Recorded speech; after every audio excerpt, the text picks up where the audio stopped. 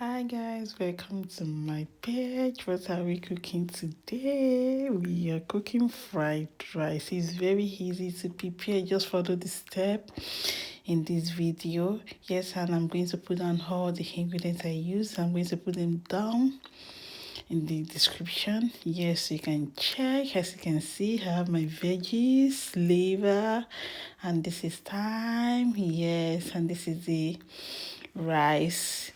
I'm going to stir it all together. I'm going to add my Maggi. I like using nut cube. Yes, I love using nut cube. I'm going to add a bit of onions, which I'm doing, and bell pepper. I love it to be spicy a bit. Yes, it's not necessary depending on how you want it. Yes, I'm going to give you a stare. Yes, please, guys, kindly comment on my page, kindly like, kindly subscribe. Like I used to say in most of my videos, your subscription, your comments, your likes keep me going. Yes, and encourage me to do more. As you can see, our fried rice is ready to serve.